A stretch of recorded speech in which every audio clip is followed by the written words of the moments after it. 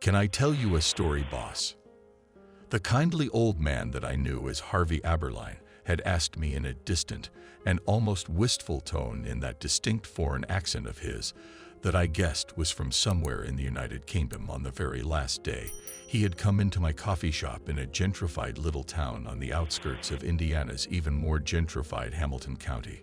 He had ordered a tall pumpkin spice latte with a single shot of espresso like he always did around that time of year in the 6 or so years he'd been a regular, and he had been his usual cheerful self when he came through the door, greeting me with his signature ear-to-ear smile, and sat down at the table furthest from the shop's only window as he often did while engaging me in the pleasant banter that was characteristic of him in between placing his order. His abrupt shift in tone was not overly concerning to me at this point because I'd long ago labeled him as a bit of an oddball, though I couldn't help but notice a certain heaviness in his tone, like he had been wanting to say what he was about to say for a very long time. Since it was getting fairly late in the day at this point, and business was slow, I decided to humor him at least until other customers came in. "Sure, Harv, what kind of story?" He took a long drink from his pumpkin spice latte with his left hand before he answered. "A story about a monster that was always in plain sight for everyone to see, but that no one ever noticed." Och, tell away." If he had heard my response to his somewhat cryptic introduction, he gave no indication of it.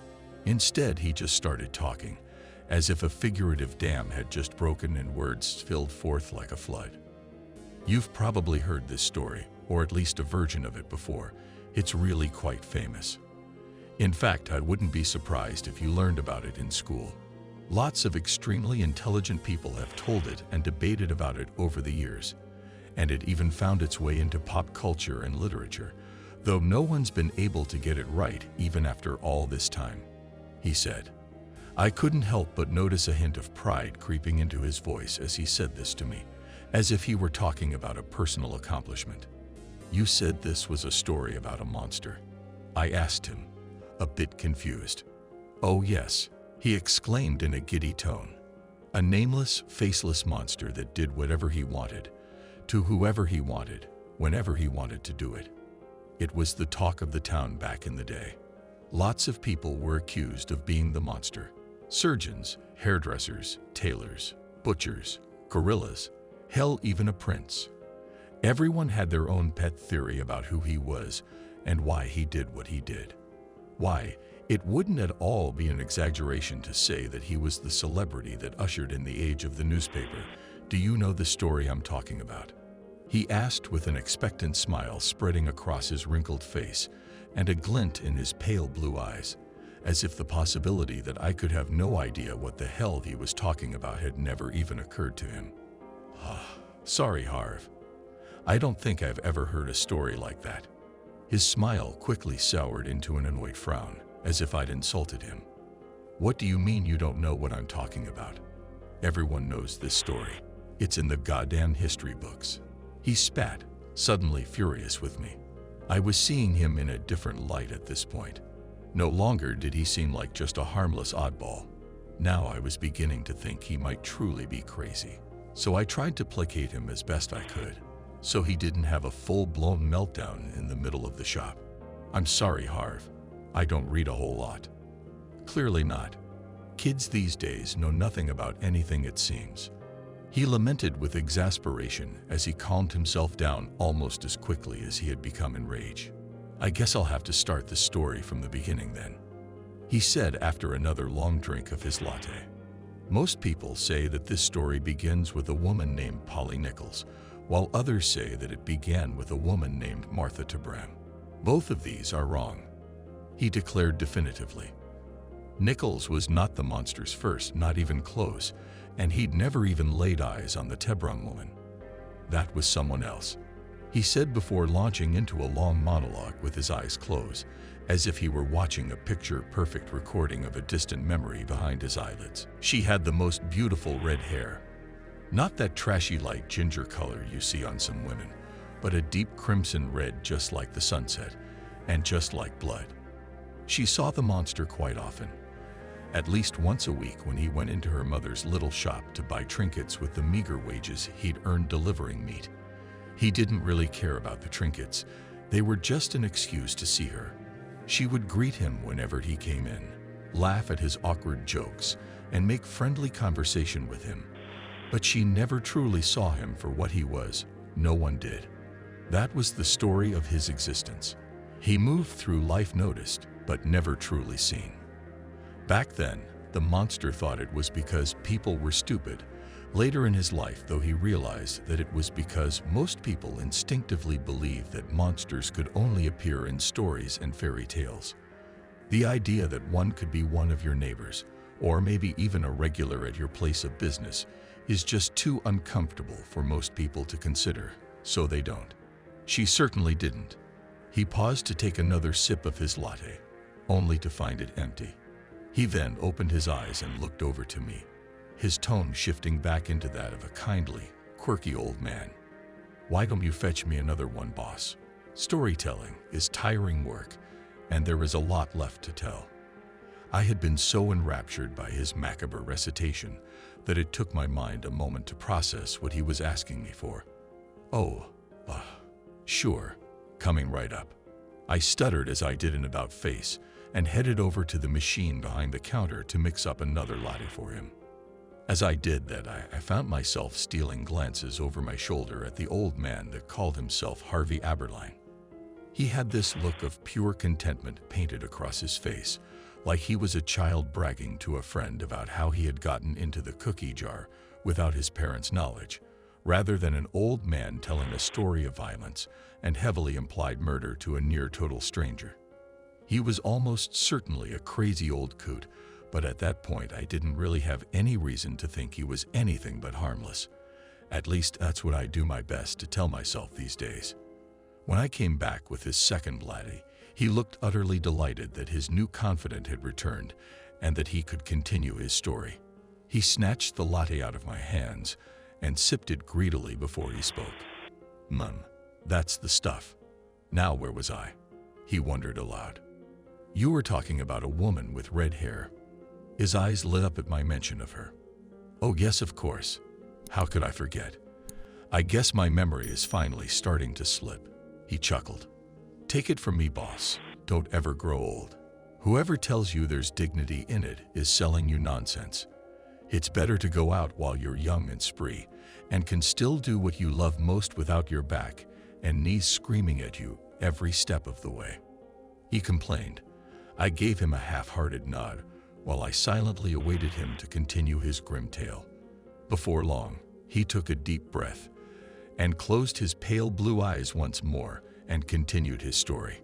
The monster was young and sloppy back then, and he had no real technique with a blade despite what the newspapers would later speculate.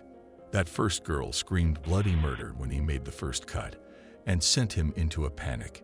He started stabbing wildly here and there, but she didn't stop screaming. It's a miracle that nobody had heard her and came to investigate. If they had, this story may have turned out quite differently, but no one did hear her, or maybe they did and just didn't care. It was a different world back then, without a lot of the things that kids today take for granted. Violence and death was a part of everyday life, and the streets were often literally covered in shit and piss. The police never patrolled the street. It happened on if they could avoid it. And the people who could have reported it were not the types to go to the police willingly, for fear of having their own misdeeds dragged into the light. Why did he do it? I found myself wondering aloud, unintentionally interrupting Aberline's monologue. In response, the old man just shrugged. Because he's a monster. Who knows really? A cat doesn't really know why he's motivated to kill mice, only that it comes naturally to him. Besides, answers to a question like why tend to be very reductionist at best and really only serve to inflate the egos of pompous academic know-it-alls and wannabe detectives. It doesn't matter. Anyhow, you'll probably want to hear about Nichols now. I think that would be best for simplicity's sake. The others before her were pretty boring. The monster hadn't quite gotten his craft down yet, and you wouldn't know who they were anyway. No paper ever covered their deaths. he said dismissively before he slipped back into nostalgic remembrance. It had been late one night in August, or perhaps early morning, when the monster laid eyes on her stumbling down what had been called Osborne Street back then, talking with some woman he assumed was a friend of hers. A single gas lamp at the far end of the street, so it was rather difficult to get a good look at her. But even from that distance, he could tell that she was quite drunk. He hadn't committed himself to taking her at this point.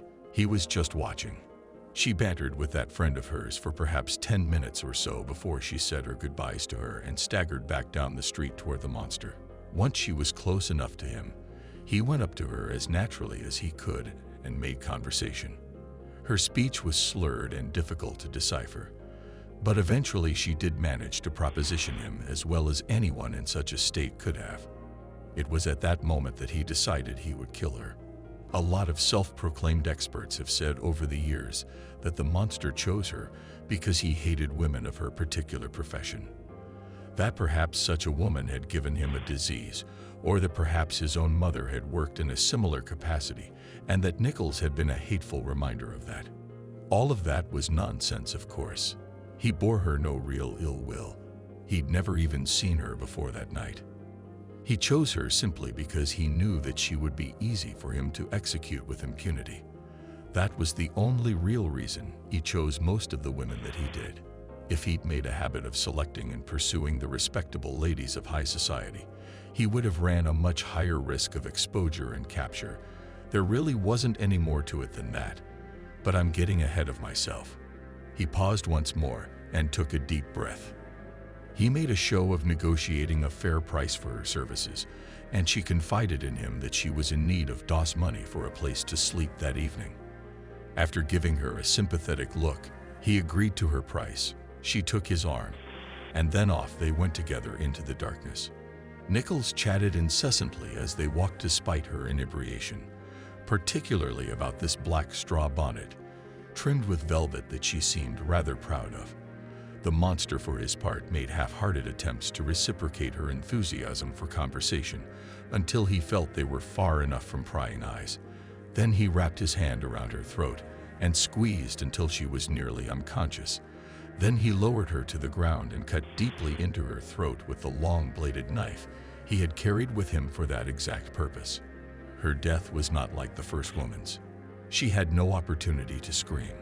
Once he had finished his work, he found himself struck with a peculiar desire, the likes of which he'd never experienced before. In the simplest possible terms, he found himself wondering what the woman's innards looked like, and quickly set himself to the task of satisfying that curiosity with his knife. He didn't know it then, but this simple act of curiosity was the beginning of his legend. Once he was satisfied, he left her on her back in a place called Buck's Row, and returned to his own lodgings for a very restful sleep. The monster had no dreams that night and slept without a care in the world. Harvey Aberline then paused his retelling and looked over to me as if he were expecting my feedback. I had no idea what to say. To say that I was deeply disturbed by the morbid direction his story had taken, and that I very much wanted him to walk out of my coffee shop and never return while accurate, felt totally inappropriate to say to this man who I felt was not right in the head and very possibly dangerous. So I asked the only thing I could think to ask. What happened next? Aberline took that as a cue to keep talking. Yes, the next one was Chapman, I think. Yes, that sounds right. Annie Chapman. She wasn't like Nichols. She was actually rather attractive for her age, even had all of her teeth as far as the monster could tell. He'd chosen her at the end of the first week of September that same year, after a long night of searching for a woman that was just right for what he had in mind. He ended up making quite a mess of her in the backyard of a house on, what was the name? It was 29-something. Hanbury. That was the name. He'd heard somebody moving about in the yard next door, and that gave him quite a fright. Mind you, it didn't frighten him off from finishing the job properly and taking what he needed from the Chapman woman, but he worried all the way back to his lodgings that whoever was in the yard next door had seen him at work, perhaps even seen his face. but nothing ever came of it. It was at that exact moment that the front door bell of the shop rang out and some of the other regular customers started filling the shop. Aberline stopped his recitation immediately, flashed a pleasant smile, and waved to a few of the people he recognized, and began bantering back and forth with them about the weather and other forgettable day-to-day topics, and I was once again baffled by how this man could go from morbid and creepy to benign and charming like he was flipping a switch. Don't get me wrong, I was grateful to have a respite from his awful tale, however short, but I was still just amazed by how thoroughly harmless and even boring he seemed while he made conversation with the other regulars. If you hadn't had heard what I had been hearing over the past few hours, you'd have never guessed that anything was off about him at all. I did my best to avoid making eye contact while I went about serving the other regulars, but I could feel his cold blue eyes on me nevertheless, watching and waiting patiently. It made the hairs on the back of my neck stand on end. To my dismay, the other customers left fairly quickly after receiving their orders, once again leaving me and Harvey Aberline as the only two people left in Nobel Coffee and Tea. He gestured for me to come back over to his table, and I did so slowly while trying very hard to think of a clever and creative way to get him to leave. What I ended up saying was not very creative at all. "We're gonna be closing soon, Harv. Don't worry, boss. I won't take up much more of your time. We're just getting to the fun bits anyway," he replied with enthusiasm. He then launched back into his tale without giving me a chance to respond. That business with Chapman had the whole town talking. The papers couldn't get enough of it. Everywhere you looked, someone was talking about it. And after a few weeks of enjoying the fruits of his labor, the monster had the brilliant idea to introduce himself to the world. How did he do that? With the letter, of course. "What letter?" I asked. He didn't bother to elaborate. He seemed utterly consumed with telling his story in the precise way he wanted to tell it. The monster waited for the letter to hit the papers, but it didn't. He suspected, and would confirm much later, that those simpletons at the news agency had thought it was a hoax at first. A hoax. Can you believe that? Those utter buffoons had been personally addressed by greatness, and they called it a hoax. "I tell you, boss, some people are completely worthless," he said in voice that dripped with contempt. Their incompetence didn't deter the monster, though. Quite the opposite, in fact. It spurred him on to get right back to work just a few nights later. He'd made a foolish and hasty choice when he picked the Stride woman, and in his haste he'd forgotten to make sure he wouldn't be disturbed while he set about his work. He ended up having to flee when some fool on his cart almost rode directly up to him mid-cut. Let me tell you, boss, you've never been so full of blind rage and frustration as the monster had been as he walked over to Mitre Square and grabbed the first woman he could get. There had been no interruptions with that woman, only sweetest satisfaction as he did to her everything he had intended to do to Stride. He was so pleased with himself by the time he was done that before he went back to his lodgings, he wrote up a quick note about his success on a postcard and sent it in to those idiots at the news agency the next day, and I can assure you that they had a much harder time calling that one a hoax, boss. I didn't want to hear any more of this, but I was also legitimately afraid to interrupt him. So I just did my best to keep a passive and expressionless look on my face while his tale reached its crescendo. There's only one more from that year worth talking about. Mary Jane Kelly. She had the most beguiling singing voice. The monster did not plan to do what he did that night on Miller's Court, boss, I swear to you. But something about that beautiful young lady just brought out the worst in him. He said in a cryptic tone that was the closest he'd gotten to sounding remorseful throughout the entire time he had been ranting. Her death was not like the others. The monster had a room and a locked door to work with. There was no need to hurry or to look over his shoulder. He could devote his focus to his work entirely, and that's exactly what he did. Aberline then took a moment to take off and clean the glasses that were on his face and give a deep exhale as if from exertion, before offering up something like an epilogue to his twisted and debauched story. Most people will tell you that the monster went silent after that. As far as anyone could tell, people all over the world were outraged. The police commissioner resigned in shame, and the papers reported whatever they could get their hands on to feed the grim fascination of a newly literate public. People speculated about where he had gone and what he was doing, and about whether or not he was still working for some time. Eventually, though, due to the passing of time, the cases went cold, and so did the fascination. The story of the faceless monster and his long knife faded into urban legend and even ended up becoming something of a tourist attraction. Many people would go back over the story as time passed, looking for that missing piece of the puzzle their predecessors had overlooked, even though they always ended up coming up short.